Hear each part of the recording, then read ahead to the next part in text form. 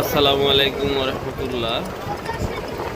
নারীর টানে বাড়ি পদ্মা সেতু হয়ে আমাদের বাড়ি যেতে হয়। ঢাকা দক্ষিণ অঞ্চলে আমাদের বাড়ি। তো আমরা পদ্মা ব্রিজের আগে অনেক কষ্ট করেছি। এখানে ঘন্টার পর ঘন্টা আমরা পাড়ে দাঁড়িয়েছিলাম, কিন্তু এখন আর সেদিন নাই। এখন ডিজিটাল যুগ চলে আসছে। আমরা পদ্মা সেতুতে মাত্র 5-6 মিনিটেই আমরা এখান থেকে যেতে পারি। পদ্মা পাড়ের দৃশ্যই অন্যরকম।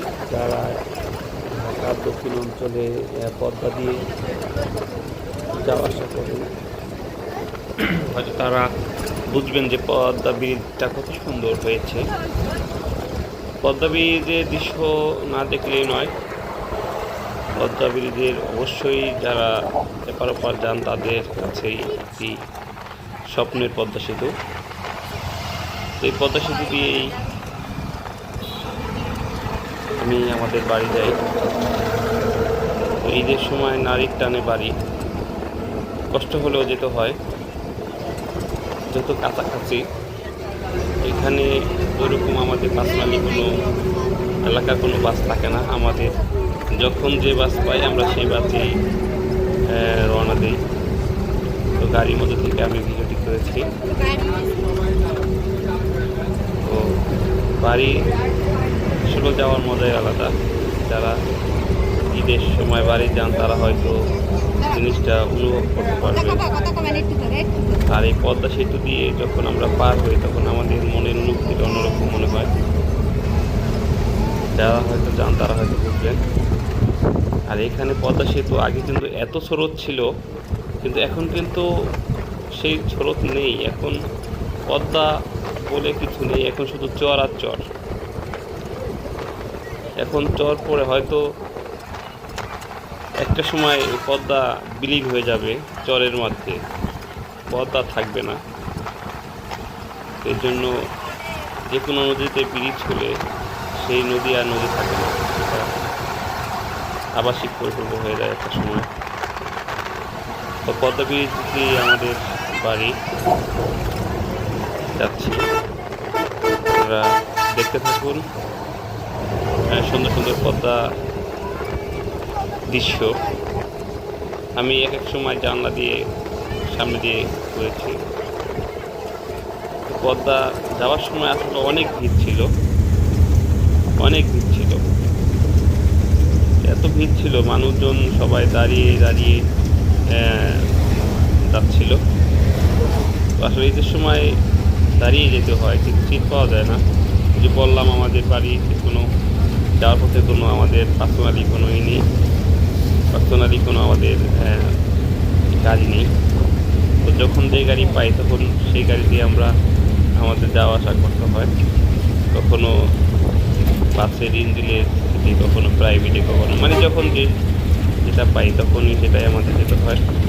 এছাড়া আমাদের আর কিছু করার থাকে না। তাই ঈদের সময় তারপরও বাড়ি যেতে হয়, না গেলে ভালো লাগে না। যেভাবে হোক বাড়ি যেতেই হবে, আগে থাকে আমাদের এটা। অনেক কষ্ট করে আমরা বাড়ি যাই।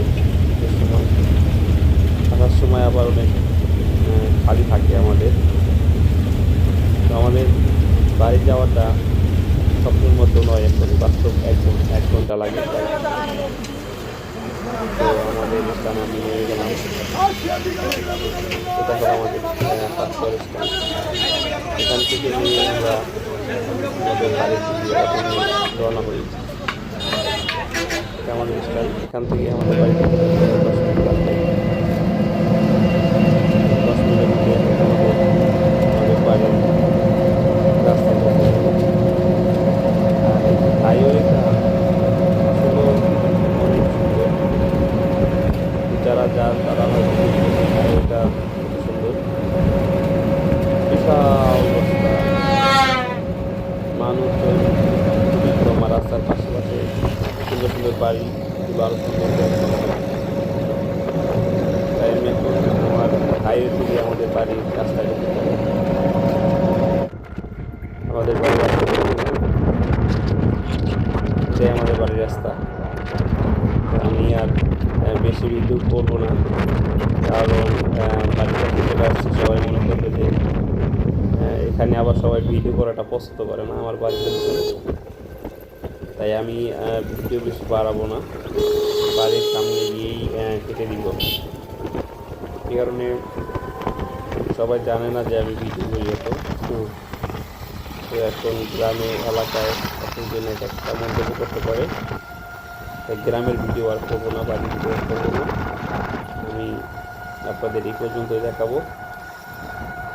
নেক্সটে আমি আমার বাড়ির চারপাশ ভিডিও করবো ইনশাল্লাহ।